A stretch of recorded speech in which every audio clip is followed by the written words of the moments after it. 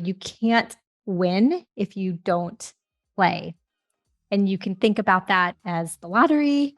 You can think about it in sports. If you don't play, you can't win. And it really goes for finding a job. If you don't put yourself out there, if you don't apply for that job that you really want, you're not going to get it.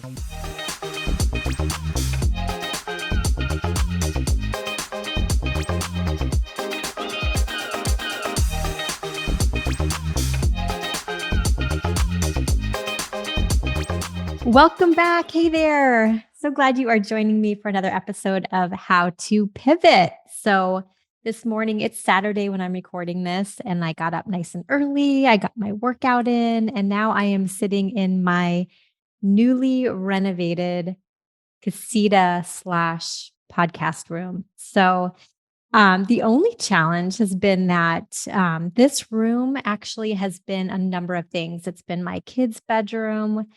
When my oldest was a senior, it was an exercise workout room for a little bit, and then it sat kind of just as like storage for a while. So we finally got a chance we got new plank flooring in and we painted it white and crisp. And now I just have to find furniture that I like for it. So long story short, it's been a little echoey, so I've had to really work at getting the sound to work. So hopefully as I'm recording this, it's gonna sound good. I think it is. So anyway, I am glad that you are joining me, and it's kind of like the elephant in the room as far as the job market. So before I get into today's episode, I want to reassure you that even though the job market is a little quirky right now, this is still a great time to find a good position. So if you are currently in the job market, you've been working for a company, maybe you're fearful of a layoff or you're just not happy, you've realized it's time to look for something else. You probably have been hearing in the news that there's a lot of layoffs, there's companies slowing down, there are companies putting on positions rather on hold. We've seen that this month and last month. But all in all, it's still a fabulous time to up your career and find something that's really going to suit you. There's so many good organizations out there. I'm based in Phoenix, so I know a number of companies continue to hire. We're really, really busy in my recruiting firm, but there is a lot of movement. But with that movement, if someone leaves, even if a company is not rapidly hiring, maybe as quickly as they were, when someone leaves, then they need to rehire and they need to find someone good. So regardless of the market, regardless of the news, it is still a really good time to find something that you're going to love. So let's talk a little bit about one thing that I see time and time again, and it all has to do with applying for jobs. So I don't know if you remember way back the lottery system, they had a big marketing theme going on for a really long time. They might still have it. But all of the marketing and all of the advertisements, it was, you can't win if you don't play. And you can think about that as the lottery. You can think about it in sports. If you don't play, you can't win. And it really goes for finding a job. If you don't put yourself out there, if you don't apply for that job that you really want, you're not going to get it. So I want to really encourage you, especially this week, if you are thinking about, going and applying for a new position, I want you to think about and have this mentality of, I am going to apply anyway. And there are about 4 or 5, I think I had actually 5 reasons as I sat down to think about what I wanted to share with you today. And that, there's ultimately 5 and probably more reasons why you need to apply anyway for that job. But as a recruiter and as a recruitment firm owner, I see this happen a lot. So I'm trying to share with you just some tips and things that we see as recruiters all the time, because I want you to make sure that you do find something that you really love. So number 1, the first reason that you need to apply anyway is that job descriptions are a laundry list. They are okay, if everything was perfect in the world, this would be my ideal candidate. And let's face it, nothing's perfect. And that includes a person or a candidate. You can't have every single thing on the job description usually. And if you have looked on LinkedIn, if you've looked on Indeed or, websites, you've seen probably job descriptions that can be 3 pages, 4 pages, where it's like a book. And by the time you get down to the end of it, you're like, okay, I definitely am not qualified for this job. I'm missing, a few things. So I want you to think of that the next time you do look at a job description and realize that this is not usually what or the type of person they will actually end up hiring. It'll be close, but it's not going to be exactly that person. So I really want you to look at job descriptions and know that that's usually this in a perfect scenario, this is what we would be looking for because usually they will hire someone that has a portion of that 75% or 80%. And that's really going to be a strong candidate. So when you look at those job descriptions, if you feel you meet at least 75% of what that client is looking for or that company, apply anyway. Because you never know, again, when someone's looking at that resume and your resume, that you might have plenty of great experience. And it's not all about the exact requirements on the job description. So that's really, really, key. And I will tell you, sometimes companies use old job descriptions. So this is, on the down low for you that's listening. Sometimes companies do use old job descriptions or they might, in some instances, not all the time, but they may borrow job descriptions that they see online from other organizations and then, of course, not copy it, but use that template and put in their information. And I've seen this happen firsthand when a company is unprepared for someone leaving. Let's say, for example, someone gives a 2-week notice and they know, oh my gosh, this position is going to be vacant in 2 weeks. I need to find the right candidate quickly. I don't have time to go reinvent a brand new job description. So I'm going to grab that old job description from 3 years ago. And that'll at least we can get it posted, we can get it out there. And it's pretty much the job description that we were looking for before, but there's probably a couple things that are different, but that's okay. So if you're reading that and you're eliminating yourself based on an old job description or something that's maybe taken from, someone else or a template online and changed, you're doing yourself a disfavor. So again, you want to look at look at the job description, get the idea of the role, and if you meet most of the requirements, apply. The other thing, the second thing of why you should apply anyway, is that things change in the recruiting world. And any, recruiters that might be listening, this firsthand. Things change within the same day. So we might get a new position in. The leadership has talked about it, amongst themselves. They've created the job description, they've sent it over, and we'll get a message later saying, you know what, we've made some changes. We brought in another leader and they had some other thoughts. And the job description sometimes can change slightly or it can change completely. So these job descriptions are kind of like very fluid. They're always changing. They might be, looking for something and then that will change. Or sometimes they put the posting out and they realize, you know what, we're asking for way too much or we're not getting enough candidates. So let's eliminate some of the requirements. So again, if your name and your background is not in there and you haven't applied, you're missing out.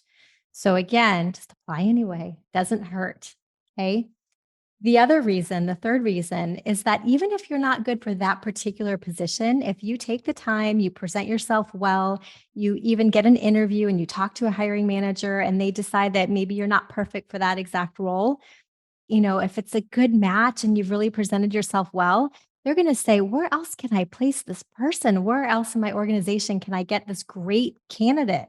Because it's not always about skill set. It's about passion. It's about interest. It's about, what can you bring? What assets do you bring that might not even be in the job description or even your resume? But if you've had a chance to get face to face with that hiring leader, they might create a position for you, or they might have something that comes in tomorrow. You just never know. Usually, I say in recruiting, 99% of what we do as recruiters every day doesn't work out the way that we thought they were going to work out, but they always work out. And that's kind of goes when you're applying. You just never know who's going to look at your resume, what position might come up, who you might talk to, who that hiring manager might even refer you to someone else in a different company. You just never know. So again, you got to apply anyway. Let's see. I always lose count of all my good things that I'm telling you. I think this is number 4, but don't hold me to it. One of the other reasons why you need to apply anyway is that sometimes the person that puts together that job description is not the hiring leader. So let's say, for example, it's an HR coordinator, it might be a recruiter, it could be an HR leader or executive, but ultimately that resume then gets transferred to the hiring manager. So it might be, for example, we place technology in HR, but let's say it's a technical position. Well, then it's going to go to the software development manager and they're going to look at it and they're going to say, I want to interview this candidate. Their perception and what they think is the perfect person for that role may, I'm not saying always, but I'm saying it may be different than whoever actually like helped put the job description together and posted it. So again, I feel like a broken record, but you just need to apply anyway because you don't know what that hiring leader, their thoughts and their assessment of you as a candidate may differ. So again, you want to put your name in the hat, you want to get out there, you want them to know about your background. And lastly, this is probably the most important thing, and that is that you are more awesome and more capable than you know and probably think you are. You are pretty amazing. And so I think it's human nature to underestimate what we can do and how good we are. So I want you to remember that the next time you see a position and feel a little intimidated, maybe it's, really getting outside your comfort zone in one area. I just really want you to stop and say, you know what? I can totally do this. I am capable and I am pretty amazing and apply anyway. Because there's this study, I think it was from MedReps, and I've heard it over and over throughout the years, but I think the last one I looked at was MedReps. They did this study, and I don't know how the study was assessed or how they put it together, but the results of it were something that I hear over and over again. And it's this: the recent study said that men are more likely to apply to any role that takes their interest, even if they only meet 60% of the requirements, versus women. They are way more selective and they will only apply if they think that position suits their skills and their personality and they fit 100% of the requirements. Think about that. So when men, and again, this is just a study that was done. So I didn't do the study, but this is the data that I was reading. Men can look at a job description and go, yeah, I don't meet all of it, but yeah, I meet more than half. So I'm going to just apply anyway. Whereas women are looking at that and they're critiquing. Do I have 7 years of leadership? Do I have 5 years? No, I only have 4 years of working and collaborating in a particular industry. You are knocking yourself out of consideration. You shouldn't be doing that. So you need to look at that and go, you know what? I have 4 years and they're requiring 5. That's good. And not the opposite. So when you're looking at that and you are saying, I don't meet the qualifications, I will never get this job. We start to compare ourselves and do all of that.